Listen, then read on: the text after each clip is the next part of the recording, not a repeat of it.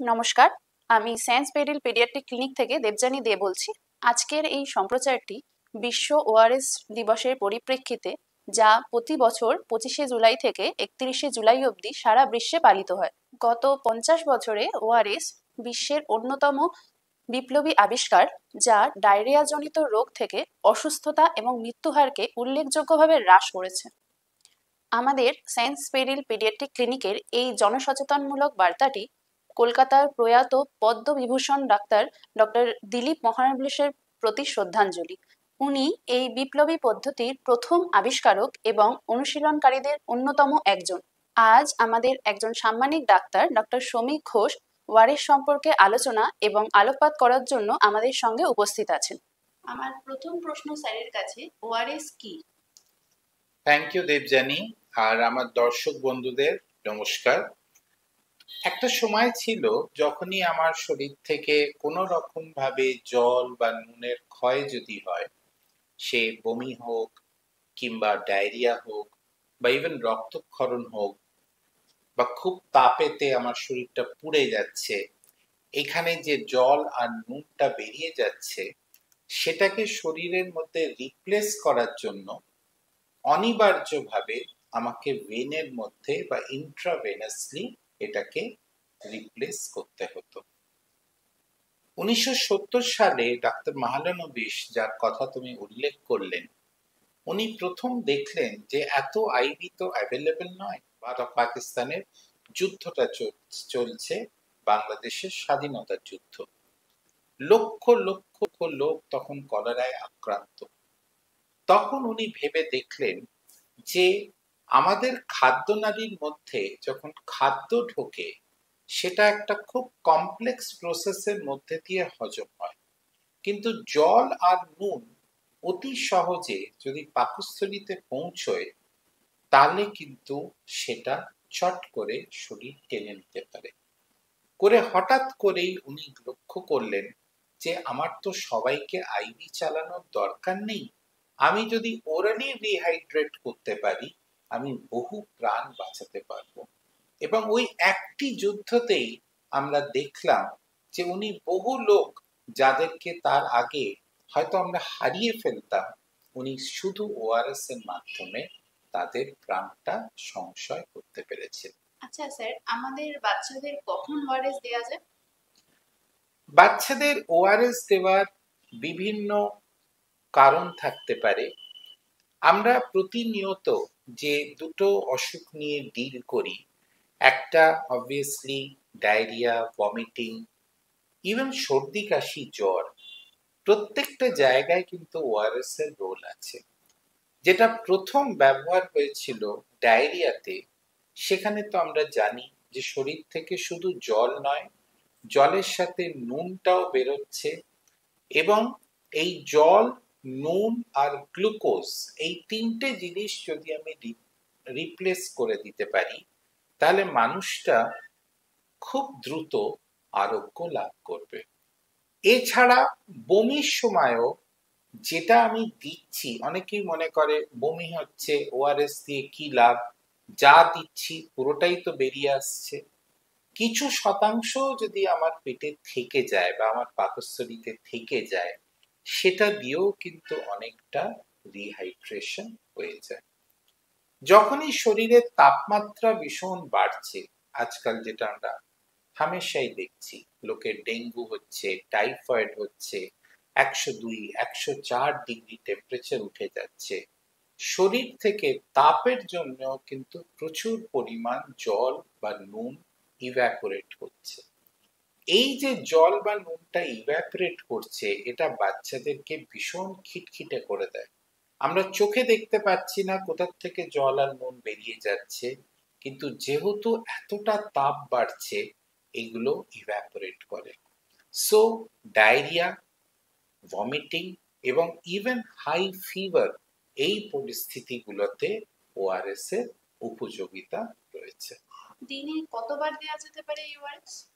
ORS দেওয়ার কথাটা দেবযানী আমাদের কিন্তু মনে রাখতে হবে যে বাচ্চাদের প্রায় সবকিছুই নির্ধারিত হয় ওদের ওজন অনুযায়ী। সো আমরা যখন বাচ্চাদের দেখি আমাদের ফ্রন্ট ডেস্ক রিসেপশন পেশেন্টকে ভেতরে ঢোকাবার আগে ওজন করে, উচ্চতা দেখে, এবং এটার মাধ্যমে আমরা নির্ধারণ করতে পারি যে তার শরীর থেকে কতটা জল এবং নুনের ক্ষয় হয়েছে এবং কতটা আমাকে রিপ্লেস করতে হয়। দর্শকদের যেটা মনে রাখতে হবে যে এই নির্ধারণটা কিন্তু একজন ডাক্তারবাবুই করে দিতে পারবেন, এবং ওআরএসটা কখনোই কিন্তু ঠকঠক করে গেলার কোনো জিনিস নয়, এবং বেশিরভাগ সায়েন্টিফিক ওআরএস এ কিন্তু স্বাদটাও খুব একটা নেই, কেননা আমরা অত্যাধিক চিনি ওর মধ্যে অ্যাড করতে পারি না। ঠিক যতটা দরকার যাতে সহজে ওটা আমার পাকস্থলী থেকে অ্যাবজর্বড হয় ওইটুকুই আমি কিন্তু দিতে পারবো, ঠিক আছে? সো কতটা দেব, কতক্ষণ অন্তর দেব, এটা ডাক্তার বাচ্চার ওজন অনুযায়ী নির্ধারণ করতে হবে। আচ্ছা স্যার, ওআরএস এর তো অনেকগুলো প্যাকেট পাওয়া যায়, সেটা কত পরিমাণ জলে গুলবো বা কি করে তৈরি করবো, তার কি কোনো নির্দিষ্ট মাপ আছে? খুব ভালো প্রশ্ন করলে। ওআরএস এর যে প্যাকেটগুলো পাওয়া যায় সেগুলো প্রধানত কিন্তু দু প্রকারের হয়। একটা প্যাকেট দেখবে ছোট প্যাকেট, যেগুলো ছোট ছোট বাচ্চাদের জন্য, তার মধ্যে জেনারেলি 4.4 গ্রামস অফ সল্ট থাকে, এবং ওই প্যাকেটগুলোকে 200 ml জলে গুলতে হয়। আবার আরেক ধরনের প্যাকেট পাওয়া যায় যেগুলো 1 লিটার জলে গুলতে হয়। সো শ্রোতাদের কাছে যারা আজকে আমাদের প্রোগ্রাম দেখছেন, এটা আমার অনুরোধ যে কোনো কিছু গুলতে যাওয়ার আগে আমাকে কিন্তু দেখে নিতে হবে এটা কোন ধরনের প্যাকেট। এটা কি ওই 200 ml বা 1 গ্লাস জলে গোলার জন্য প্যাকেট, নাকি এটা 1 লিটার জলে গোলার জন্য প্যাকেট। হাত যেন পরিষ্কার থাকে, যে পাত্রতে আমি গুলবো সেটা যেন একদম পরিষ্কার হয়। সাধারণত আমরা বলি ফোটানো জল হচ্ছে সব থেকে ভালো মিডিয়াম। এই ফোটানো জলের মধ্যেই আমি যে নির্দিষ্ট মাপ আছে তার মধ্যে আমি ওআরএসটা গুলতে পারি। এই যে ওআরএসটা আমি গুললাম, এটা প্লিজ সবাই যেন মনে রাখে যে 24 ঘন্টা অবধি প্রিজার্ভ করে রাখা যায়। একবার গুললাম, কেউ যেন না মনে করে যে কয়েক ঘন্টা পরে এটা নিষ্ক্রিয় হয়ে যাবে। এটা 24 ঘন্টা অবধি কার্যকারী থাকে। এই পরিপ্রেক্ষিতে বলে দিই, অনেক সময় আমার কাছে হয়তো WHO সার্টিফাইড ওআরএস নেই, বাড়িতে হঠাৎ করে আমার সন্তানের ওআরএস প্রয়োজন, তার বমি হচ্ছে, লুজ মোশন হচ্ছে, কিংবা খুব জ্বর হয়েছে, আমি জানি আমাকে প্রাথমিকভাবে দিতে হবে, আমি বাড়িতে তাৎক্ষণিক ওই সময়ের জন্য, কখনো আমরা বলছি না এটা ফার্স্ট চয়েস, কিন্তু ইন অ্যান এমার্জেন্সি আমি কিন্তু 1 গ্লাস জল নিতে পারি, তার মধ্যে 1 চিমটে নুন, 1 চামচ চিনি, এইটাকে গুলে আমি কিন্তু সেই সময়ের জন্য ওআরএসটা দিতে পারি। ওআরএস দেওয়া নিয়ে যেটা একটু আগেও বললাম, ঢকঢক করে গেলার জিনিস নয়, অল্প অল্প খুব স্বল্প পরিমাণ কিন্তু দিতে হয়। এবং নর্মালি আমরা যেটা বলে দিই যে খুব ছোট বাচ্চা হলে 2 চামচ করে 5-10 মিনিট অন্তর অন্তর, আর একটু বড় বাচ্চা 20 কিলোর উপরে যারা, তাদের 2 চামচ করে 2-3 মিনিট অন্তর অন্তর দিয়ে যাওয়া। আমি যদি 1 গ্লাস হঠাৎ করে কাউকে বলি ঢকঢক করে খেয়ে নিতে, এটা তো নুন জল, তার কিন্তু বমি হতে পারে। আশা করি পরিষ্কার হলো তোমার কাছে। আমার একটা প্রশ্ন আছে, এই যে ওআরএসটা আপনি বললেন যে আমরা 24 ঘন্টা রাখতে পারি, এটা কি রুম টেম্পারেচারে রাখবো নাকি ফ্রিজে রাখবো? রুম টেম্পারেচারে রাখলেও কোনো ক্ষতি কিন্তু নেই, এবং যখন আমরা জনসমক্ষে এই প্রোগ্রামটা করছি, ফ্রিজ থাকলে নিশ্চয়ই ব্যবহার করা যায়, কিন্তু একটা কথা মনে রাখতে হবে, ফ্রিজ থেকে যখন বার করব সেটা যেন রুম টেম্পারেচারে নিয়ে এসে তারপরে যেন বাচ্চাকে দেওয়া হয়। স্ট্রেট ফ্রিজ থেকে বার করে বাচ্চাকে যেন না দেওয়া হয়। আর যেটা আমি প্রথমেই বললাম, যদি রুম টেম্পারেচারে রাখি তাতেও কিন্তু ওআরএস এর কোনো ক্ষতি হয় না। কোনো খাবার বা এই যে ব্রেস্ট ফিডিং করানো যে যারা করান তাদের সাথে কি এটার কোনো সম্পর্ক আছে? ঐতিহাসিক ভাবে দেবযানী, যখনই ডায়রিয়া হতো না, একটা সময় ছিল আমরা যখন ছাত্র ছিলাম, ডায়রিয়া ওয়ার্ডে বাচ্চা ভর্তি হলেই একটা স্যালাইন চালিয়ে দেওয়া হতো এবং তাকে না খাইয়ে রাখা হতো। এটা ভাবা হতো যে খাদ্য পদার্থ গেলে ওটা হয়তো হজম হবে না। এখন আমরা বুঝতে পেরেছি যে আমাদের যে পাকস্থলীটা রয়েছে, তার যে লাইনিং এর সেলগুলো রয়েছে, সেইগুলো কিছুক্ষণের জন্য ক্ষয় হয়, কিন্তু সেইগুলোকেও সুস্থ হতে পুষ্টির প্রয়োজন আছে। সো এখন কিন্তু আমরা যখন ডায়রিয়ার চিকিৎসা করি, পাকস্থলীর লাইনিং সেলের পুষ্টিটা আমরা কিন্তু উইথহোল্ড করি না। কাজেই একটা মা বাচ্চাকে খাওয়াচ্ছে, ব্রেস্ট ফিডিং করাচ্ছে, বা নর্মাল খাবার যদি সে খেতে পারে, অত্যাধিক বমি করছে না, আমরা কখনোই বন্ধ করতে বলি না। আমরা কিছু সহজ পাচ্য খাদ্য পদার্থ বলে দিই, বেসিক্যালি রাইস বেসড ডায়েট বলে দিই, কিন্তু খাবার বন্ধ করার কিন্তু কোনো উপদেশ আমরা দিই না ডিউরিং ওআরএস থেরাপি বা ডিউরিং ডায়রিয়া। বাচ্চাদের কি এই ওআরএস দেওয়াটা নিরাপদ? দেখো, ওআরএস এর মতন আবিষ্কার কিন্তু, যেটা তুমি নিজেও তোমার ভূমিকাতে বললে, এর মতন আবিষ্কার বোধহয় গত 50-60 বছরে হয়নি।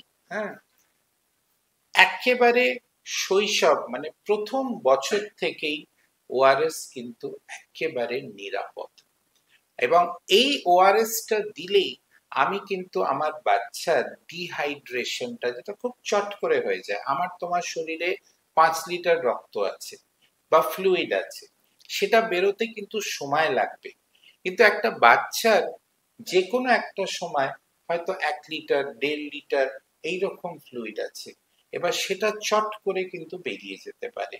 সেই জন্য বাচ্চাটাকে প্রাথমিক যে চিকিৎসাটা, এটা মা বাবাই কিন্তু দিতে পারে, যাতে তার ডিহাইড্রেশন না হয়, এবং এটা সম্পূর্ণ নিরাপদ একটা চিকিৎসার পদ্ধতি। বাচ্চাদের ধরুন যাদের বয়স 6 মাসের কম, তাদের যখন এই ওআরএসটা দেবো, সাধারণত বাচ্চাদের বলা হয় 6 মাসের কম বাচ্চাদের জল আমরা দিই না। তো এই ব্রেস্ট ফিডিং এর সাথে কি, মানে ব্রেস্ট মিল্কের সাথে কি ওআরএসটা গুলে দেওয়া যায়? এটা কি সেফ? খুব ভালো প্রশ্ন করলে, কেননা সত্যি আমরা এক্সক্লুসিভ স্তন্যপান বলতে থাকি 6 মাস বয়স অব্দি। আমরা মা বাবাদের এটাও বলি যে বাইরের কোনো জল পর্যন্ত দেওয়ার দরকার নেই, কিন্তু এখানে আমাদের মনে রাখতে হবে যে বাচ্চাটার অত্যাধিক মাত্রায় কিন্তু জল আর নুন বেরিয়ে যাচ্ছে।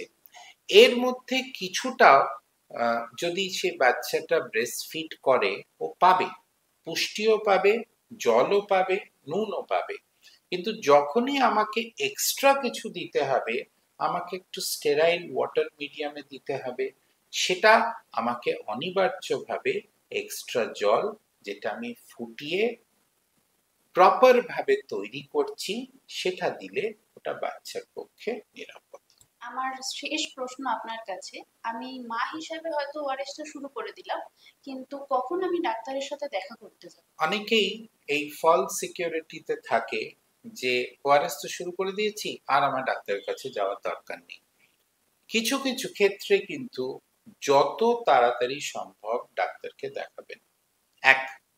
6 মাসের কম যদি বাচ্চা হয়, যত তাড়াতাড়ি সম্ভব আপনার নির্দিষ্ট ডাক্তারবাবুকে দেখাবেন। ওই বয়সটায় ডিহাইড্রেশন সব থেকে তাড়াতাড়ি হয়ে যায়। যদি আমি দেখি যে ভীষণ জ্বর আসছে উইথ দ্য ডায়রিয়া এবং রক্ত আমাশা হচ্ছে, আমার কিন্তু যত তাড়াতাড়ি সম্ভব ডাক্তারের সাথে দেখা করা উচিত। আমি ওআরএস দিচ্ছি, কোনো কারণে ডাক্তারের কাছে পৌঁছতে পারছি না, ম্যাক্সিমাম 48 ঘন্টা আপনি অপেক্ষা করতে পারেন, কিন্তু তার মধ্যে যদি দেখেন কমছে না, আপনি ডাক্তারের কাছে অবশ্যই যাবেন। আর ফাইনালি আমাদের চিনতে হবে কখনো কখনো যেটা ক্ষয় হয়ে যাচ্ছে বা লস হচ্ছে সেটা অনেক বেশি হতে পারে কম্পেয়ার টু আমি যেটা রিপ্লেস করছি। সেখানে আমার যেটা ডিহাইড্রেশনের চিহ্ন সেগুলো আরো বেশি প্রখর হবে। যেরকম চোখটা যেন মনে হবে ভেতরে ঢুকে গেছে, আমার ঠোঁট শুকিয়ে গেছে, বাচ্চাটার হয়তো দেখবে চোখ থেকে কোনো জল পড়ছে না, আমি হয়তো দেখব জিভটা শুকিয়ে গেছে, বা অনেক সময় দেখা যায় বাচ্চা নিস্তেজ হয়ে পড়ছে, সে কিন্তু আর খেতেই চাইছে না। আর সব থেকে ইম্পর্টেন্ট, যদি দেখি ডায়রিয়া চলাকালীন 6 ঘন্টা পার হয়ে গেছে, একবারের জন্য প্রস্রাব হয়নি, আমাকে যত তাড়াতাড়ি সম্ভব ডাক্তারের কাছে নিয়ে যেতে হবে। থ্যাংক ইউ স্যার, আপনাকে অসংখ্য ধন্যবাদ আমাদের এত সুন্দরভাবে বোঝানোর জন্য। এই ধরনের পাবলিক হেলথ অ্যাওয়ারনেস ভিডিও নিয়ে আমরা আগেও এসেছিলাম, নিকট ভবিষ্যতে আবারও আসবো। এই জন্য আমাদের ইউটিউব চ্যানেলটিকে আপনারা সাবস্ক্রাইব করবেন এবং ফেসবুক এবং ইনস্টাগ্রামটিকে ফলো করবেন, তাহলে এই ভিডিওগুলি সরাসরি আপনাদের কাছে পৌঁছে যাবে এবং আপনারা সেটিকে নির্দ্বিধায় দেখতে পাবেন। নমস্কার।